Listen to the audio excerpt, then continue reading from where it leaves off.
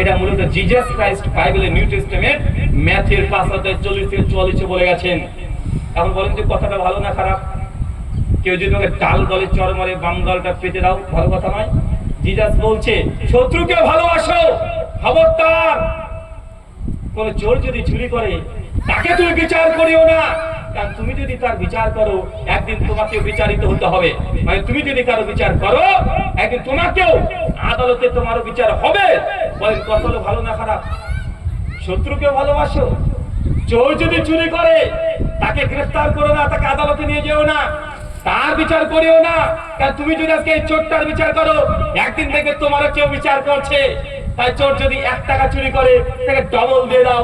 হতে পারে এই চোর চুরি করেছে অন্য কোনো কারণে, তাই তাকে সহযোগিতা হাত বাড়িয়ে দাও।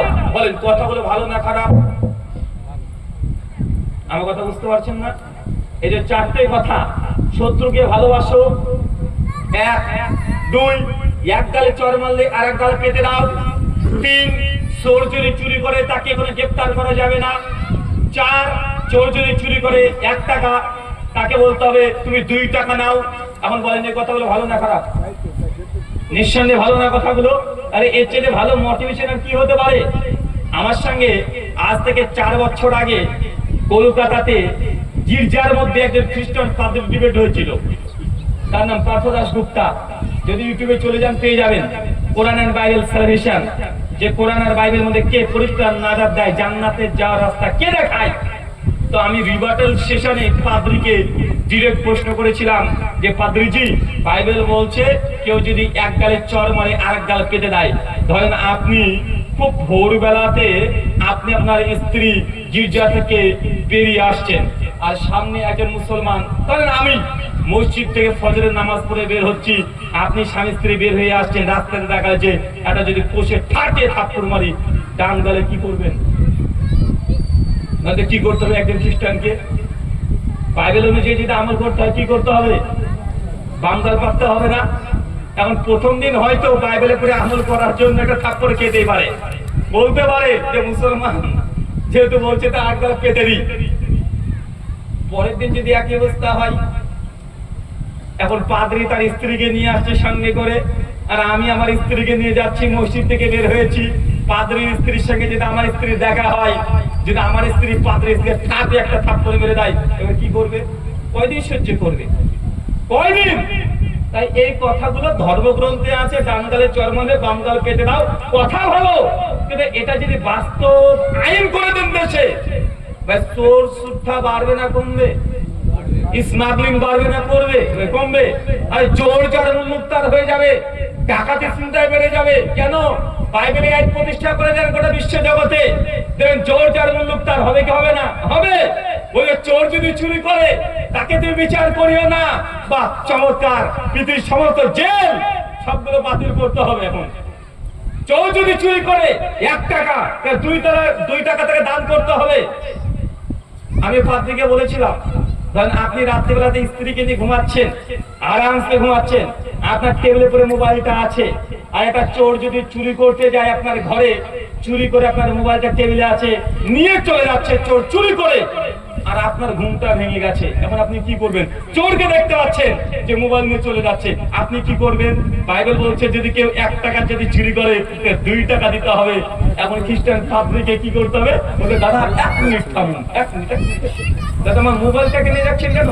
আমার ল্যাপটপকে নিয়ে যান, আমার ফ্রিজটাকে নিয়ে যান। বলতে হবে কি হবে না? এটা বাইবেলের শিক্ষা।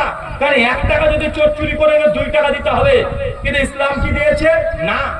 মুসলিম কিতাব ইমাম হাদিস নাম্বার 153, আল্লাহর নবী বলছেন যদি কোনো মুনকার খারাপ কাজ দেখো, তোমার 3টে দায়িত্ব যে পর্যায়ে আছে, 1, যদি সামর্থ্য থাকে হাত দিয়ে তাকে প্রতিহত করতে হবে। রাস্তাতে দেখছেন একজন নারীকে ধর্ষণ করছে, সে নারী হোক, হিন্দু, খ্রিস্টান, নাস্তিক, যে ধর্মেরই হোক, যদি কোনো নারীকে ধর্ষণ কেউ করে, গ্যাং রেপ করে, ইসলাম ধর্ম বলছে যে সামর্থ্য থাকে হাত দিয়ে প্রতিহত করতে হবে। কি দিয়ে? কথা বলেন, কি দিয়ে করতে হবে? হাত দিয়ে, মানে পিটিয়ে ছাল তুলে দিতে হবে।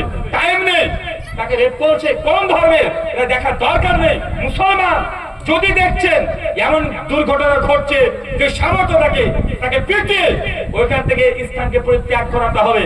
এটা হচ্ছে ইসলাম ধর্মের শিক্ষা। খ্রিস্টান ধর্ম কি করতে হবে? কি করতে হবে? একজনকে কেউ যদি রেপ করে বলতে ভাই আমার বোনকে কেন করছো, এই কাজটা আমার মাকেও নিয়ে যাও, তাদের ধর্ম প্রতিবাদ নেই। কথা বুঝতে পারলেন না মনে হয়? কেউ যে ডান গালে চল মানে বাম গাল পেতে দাও, শত্রুকেও ভালোবাসো, 1 টাকা চুরি করলে 2 টাকা দাও, কারো বিচার করিও না। তুমি যদি দুনিয়াতে কারো বিচার করো তোমার একদিন বিচার হবে। অতএব বিচার যদি কেউ দুনিয়াতে না করে, কেউ খ্রিস্ট ধর্মের আইন যদি আপনি প্রতিষ্ঠা করে দেন, তো দেশে ধর্ষণ বাড়বে না কমবে? আর ইসলাম ধর্মের আইন প্রয়োগ করে দেন, ধর্ষণ কমবে না বাড়বে? আর ধর্ষণ কমতে বাধ্য। আল্লাহ তারপরে বলছে যদি তোমার হাত দিয়ে ক্ষমতা যদি না থাকে তাহলে মুখ দিয়ে প্রতিবাদ করো। দেখছেন কেউ গ্যাংরেপ করছে, আপনি চিৎকার দিয়ে যদি সম্ভব হয় মানুষকে ডাকতে পারেন। এটা করা যাবে কি যাবে না কথা বলেন? তাও যদি সামর্থ্য নাই, দেখছেন ওরা অনেকজন চিৎকার মেরলে আপনাকে মেরে দিতে পারে। আপনি সঙ্গে সঙ্গে আল্লাহর কাছে দোয়া করতে থাকেন, আল্লাহ এই জালেমকে তার জুলুম থেকে তাকে হেফাজত করো, আর মাজলুমের মেয়েটিকে তুমি হেফাজত করো। ইসলাম এটাই বলেছে যে যিনি জুলুম করছে তাকেও প্রতিহত করতে। কথা বুঝলেন না? রাসূলুল্লাহ যে জুলুম করছে তাকে আবার কিভাবে সহযোগিতা করব? যে জুলুম করছে তাকে কিভাবে সহযোগিতা করব? এটা একটা আশ্চর্য না? আল্লাহ বলছে যে মাজলুমকে সহযোগিতা করো এবং যে জুলুম করছে তাকেও সহযোগিতা করো। এখন যে জুলুম করছে একে সহযোগিতা কিভাবে করব? আল্লাহ বলছে যখন সে জুলুম করছে জুলুম থেকে তাকে প্রতিহত করো, তাহলে তাকে সহযোগিতা করা হয়ে গেল। ইসলামের শিক্ষা গোটা বিশ্ব জগতে প্রতিষ্ঠা করে দেন। পৃথিবীতে যত রকমের নৈরাচার আছে, যত রকমের স্বৈরাচার আছে, সবগুলো রাতারাতি বিলুপ্ত হবে কি হবে না? খ্রিস্টান ধর্ম লাগিয়ে দেন, গোটা বিশ্ব ধ্বংস হয়ে যাবে, জর্জার মুল্লুকতার হয়ে যাবে। আরে হিন্দুইজমের শিক্ষা নেন, শ্রীমদ্ ভগবদ গীতা অধ্যায় 12 শ্লোক সংখ্যা 6, কেউ যদি ভালো ধার্মিক হতে চায় তাহলে বিয়ে করা যাবে না, তাকে বৈষ্ণব নিতে হবে। বৈষ্ণব বুঝেন তো নাকি? বৈষ্ণব মানে